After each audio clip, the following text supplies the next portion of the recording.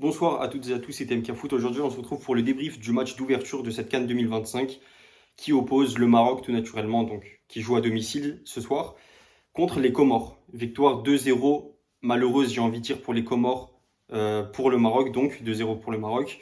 Et on commence directement avec le match. On va parler des compositions d'équipe, ensuite du match, comment il s'est déroulé et ce qui se passera pour la suite de cette compétition. Donc cette fois-ci, les conclusions vont être un peu plus hâtives, un peu plus sur l'avenir très proche, à très court terme, puisqu'on va parler de ce qui peut se passer voilà, dans cette CAN directement, dans cette poule, etc.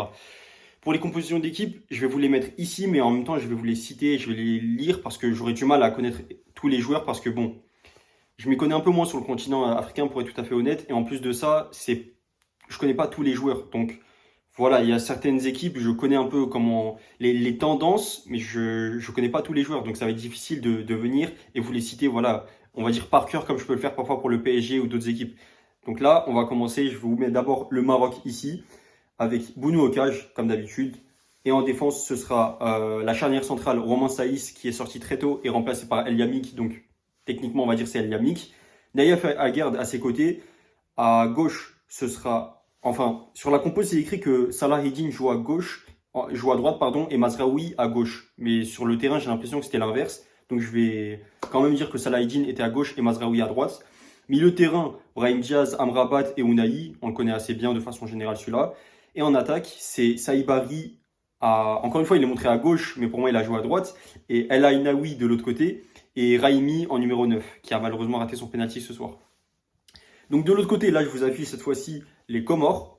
Les Comores, c'est un 4-3-3 également, avec Pandore au cage. Sur les côtés, en latéral, on retrouve Boura, qu'on a bien connu en Ligue 1, qui joue désormais en Ligue 2. Et de l'autre côté, son penchant, ce sera donc Kari. En défense centrale, on retrouve Tobibou et Soli.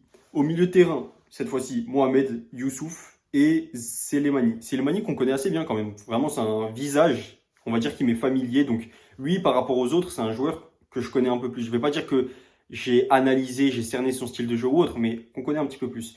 Et en attaque, on retrouve en numéro 9 Saïd, sur les côtés Mchangama et Youssouf, deux joueurs qu'on a connus en Ligue 1, Ligue 2, etc. Saint-Etienne, Guingamp, Auxerre, ce genre de club. Et donc ça, c'est bien parce que ça nous permet de connaître certains joueurs. Mais voilà, cette fois-ci, on vous avait fait les compos des deux équipes. Pour parler maintenant du match en tant que tel, le match, vraiment, j'ai trouvé qu'il était... En fait, il est frustrant.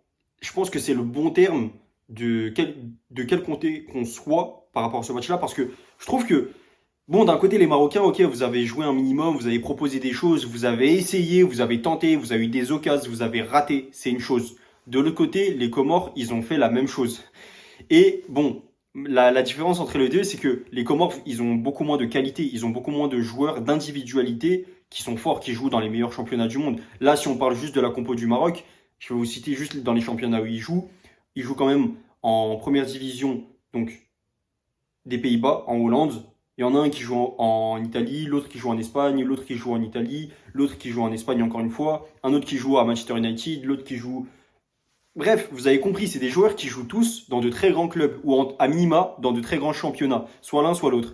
Donc à force, ils ont évidemment l'expérience, sachant que pour la plupart d'entre eux, ils ont plus de 25 ans, on va être gentil, certains ont même plus de 30 ans, les Bouno, etc. Mais plus de 25 ans, donc ils sont expérimentés. Même s'il te manque un Hakimi qui vraiment s'est fait énormément remarquer ce soir, cette absence, ça montre aussi la force de Hakimi, quand tu vois ton équipe, pardon, comment elle joue, quand tu es là et quand tu n'es pas là, on voit évidemment une différence, mais ce que je voulais dire, pardon, c'est que ça n'a pas été bon. En fait, les Marocains, vous avez deux avantages ce soir. Si on se base uniquement sur ce match-là, vous avez deux avantages. Le premier, c'est de jouer à domicile. Le deuxième, c'est la qualité individuelle que vous avez par rapport à l'équipe d'en face. L'équipe d'en face, pourtant, ils ont tellement mieux joué que vous.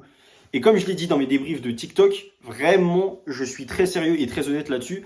Les Marocains, ils ne méritaient pas la victoire ce soir. Ils méritaient très honnêtement pas la victoire. Donc les Comores, je ne dis pas qu'ils devaient gagner 4-0, 5-0, hein, loin de là. Mais je dis qu'à minima, il devait y avoir un partout, peut-être deux partout. Mais quand j'ai vu qu'il y avait le deuxième but, même s'il a été incroyable, on va y revenir là-dessus, en dehors de ça, les Marocains, vous n'avez pas assez proposé. Celui qui a évidemment illuminé le match et illuminé mon cœur ce soir avec les émotions, ça a été incroyable, c'est El Kabi. Mais en dehors de ça, vous, si on parle du global, ça n'a pas été bon. Évidemment, il a fait des changements qui, cette fois-ci, ont été pertinents, Walid Regragui, mais avant ça, le 11 titulaire qu'il met, on va le revoir encore une fois, je vais vous le dire, mais c'est étonnant.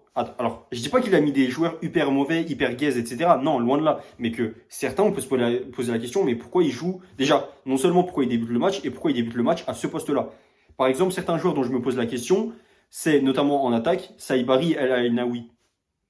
Vraiment, les rentrants qui étaient sur le banc ont été largement meilleurs, que ce soit Ezabde, que ce soit El Khanous, d'autres joueurs. Tu pouvais mettre tellement de joueurs en ailier. Pourquoi tu t'es permis de les mettre sur le banc? Je comprends pas. Ils étaient tellement meilleurs. Ils ont beaucoup plus apporté, je trouve très personnellement, que tous ces joueurs qui étaient titulaires sur le terrain. Eux, ils sont rentrés en quelques minutes. Tu vois directement la différence.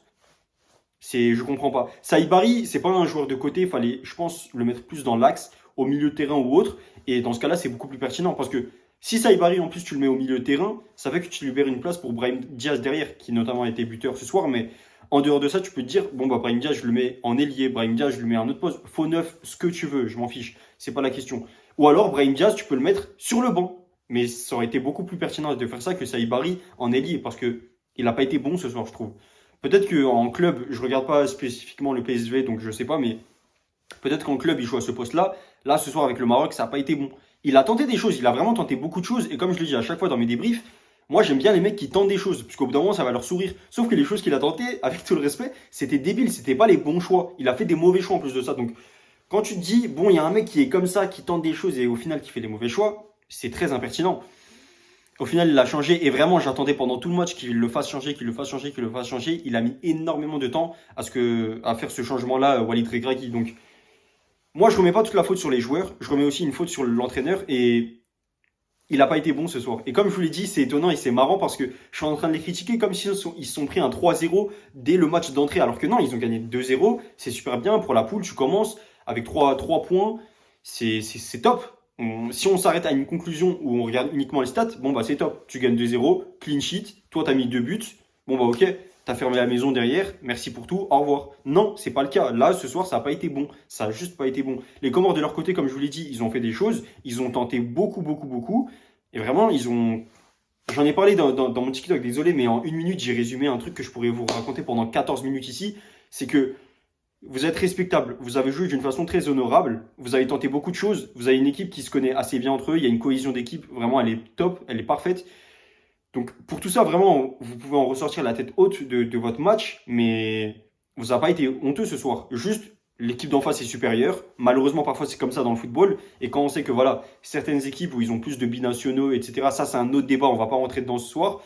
Ça aide évidemment là-dessus. Mais bon, c'est dommage. Vraiment, pour les Comores, c'est dommage. Et j'en suis sûr, comme je l'ai dit, que vous pourrez aller assez loin. Et vous pourrez même, ne serait-ce que sortir de cette poule, à minima, et même aller assez loin dans la compétition quand je vois le match de ce soir. Si vous continuez tous vos matchs comme ça et que vous y mettez davantage, que vous vous améliorez très très vite, même aux entraînements, etc., vraiment, ça va le faire pour vous. Moi, j'ai pas du tout de doute là-dessus, les gars.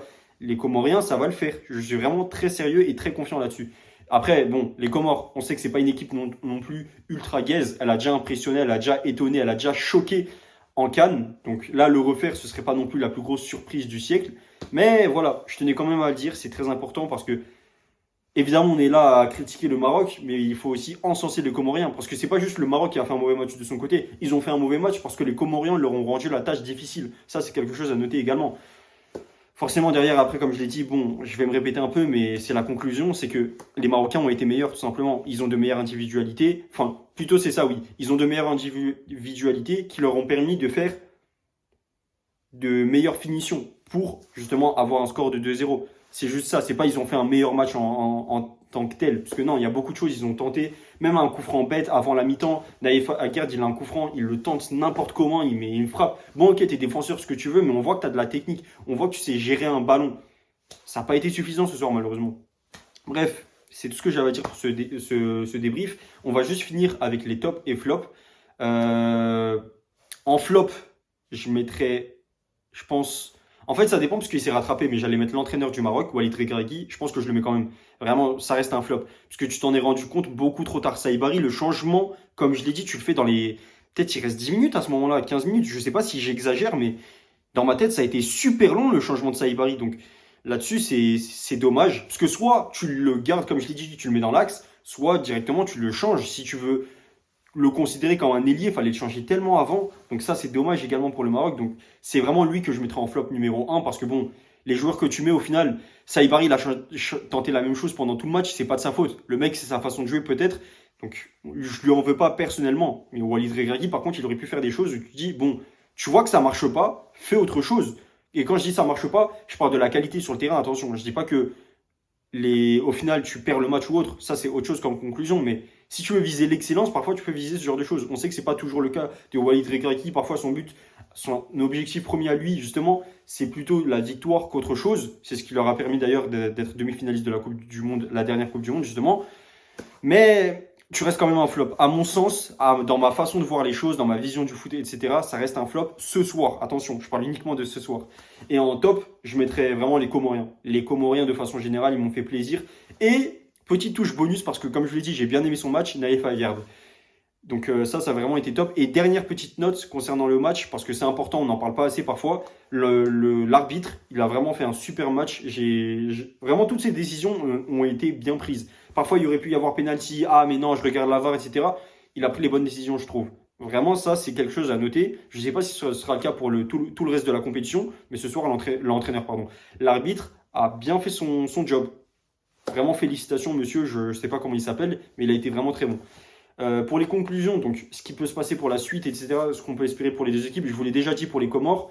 Et le Maroc, comme je vous l'ai dit, je m'en fais pas trop. Mais c'est bien de voir qu'il y a déjà des choses à améliorer dès le premier match. Des choses que voilà, tu peux peaufiner, perfectionner pour la suite. Donc ça, évidemment, c'est, je trouve, positif, sachant que tu joues à domicile. Parfois, tu as peut-être aussi cette pression. Ça, c'est quelque chose qu'il faut garder en compte. Donc parfois, il faut prendre du recul là-dessus, même si c'est un débrief à chaud. Il faut prendre du recul en se disant, bon, évidemment, ce soir, le Maroc joue. Le Maroc essaye de faire des choses, propose des choses.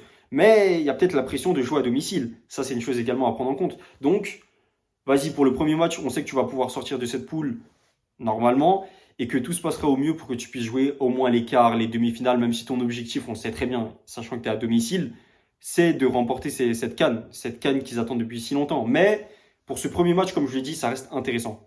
Il n'y a pas trop de conclusions à tirer non plus, ça reste intéressant. Tu sais que tu as des choses à peaufiner, voilà. Saïbari, j'en ai beaucoup parlé, mais Saïbari et Brahim Diaz, même si ça se rejoint les deux, je trouve que leur avenir est lié avec cette sélection, ou à minima, cette compo du Maroc. C'est à Walid Regragui de régler tous ces problèmes. Moi, je vous en ai fait part de ce que je pouvais penser de ce match-là. Merci de m'avoir écouté, c'était MK Foot. On se dit à une prochaine pour un match de la CAN, très certainement. Salut et bonne soirée à vous tous.